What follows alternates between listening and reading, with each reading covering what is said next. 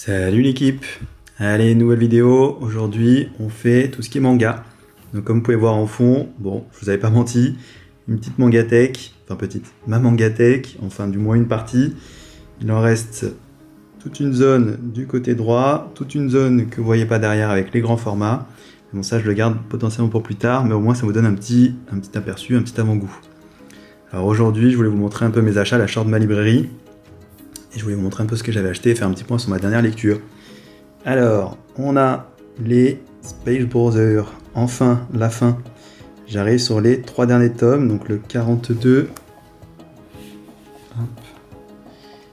43.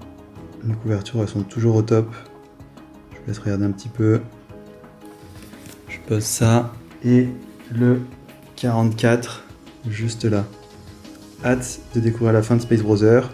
Là, ça fait 1 an que j'ai commencé cette série, je me retiens de les acheter petit à petit, histoire de pas tout lire, et de garder un peu de suspense et de profiter le plus possible. Donc hâte de découvrir ça. Ensuite, petite lecture un peu plus chill, 100 The Bucket List of the Dead, le dernier tome, le 17. Bon, ça c'est sympa. Le scénario, bon, ça avance petit à petit, je suis juste curieux surtout de voir la fin, comment ça va se terminer. Mais bon, voilà, c'est chill, on se détend un petit peu, rien de fifou, ça vaut pas un Space Brother, mais c'est quand même toujours sympa. On continue avec une lecture un peu plus pour la période. Les derniers chefs-d'œuvre de Lovecraft, l'Indicible. J'adore cette collection. Je sais pas si vous avez déjà vu, bon je pense que maintenant tout le monde les connaît, mais l'effet de simili-cuir, vraiment ils sont ultra premium, ils sont vraiment très beaux. Et puis les œuvres, honnêtement, moi j'adore. L'univers vraiment... l'auteur il arrive à nous plonger à chaque fois dans son univers.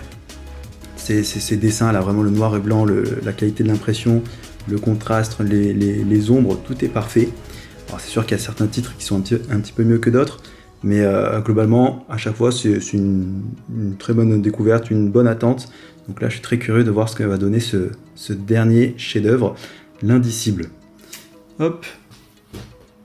Ensuite, bien sûr, Hirayasumi, tome 9. Si vous n'avez pas encore lu ça, qu'est-ce que vous attendez? C'est vrai, bon, tout le monde le dit, mais c'est vraiment un chef-d'œuvre. C'est un chef-d'œuvre. Hirayasumi, c'est vraiment une bonne déconnexion.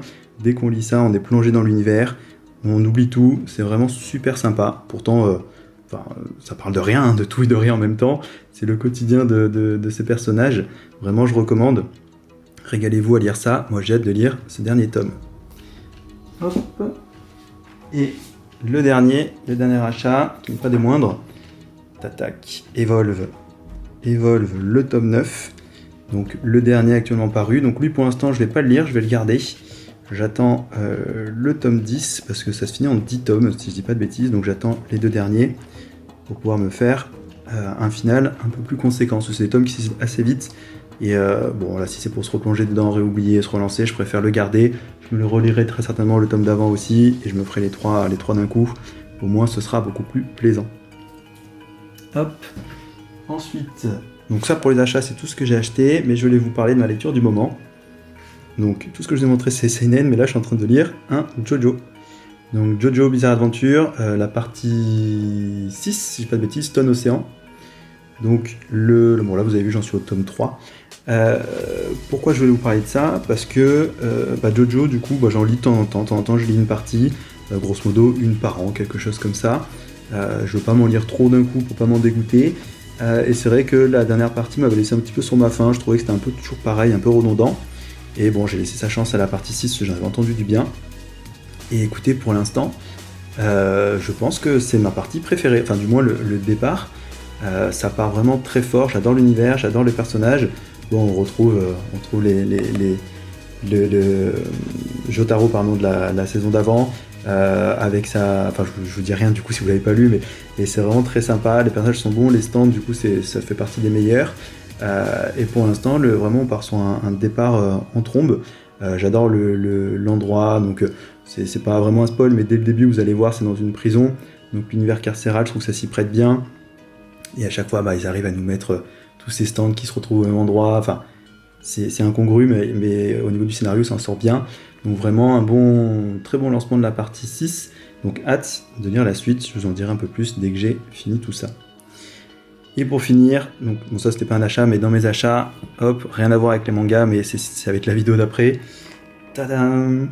J'ai craqué. J'ai pris une display, donc OP13, que je vais ouvrir tout de suite. Et je vous en ferai une petite vidéo. Voilà, bah écoutez, n'hésitez pas à me dire un petit peu ce que vous pensez de JoJo, si vous avez déjà lu la partie 6, si c'est votre partie, enfin quelle est votre partie préférée, qu'est-ce que vous en pensez. Et puis voilà, puis dites-moi si vous lisez un petit peu les mêmes choses que moi, vous savez des lectures à me conseiller. Allez, ciao!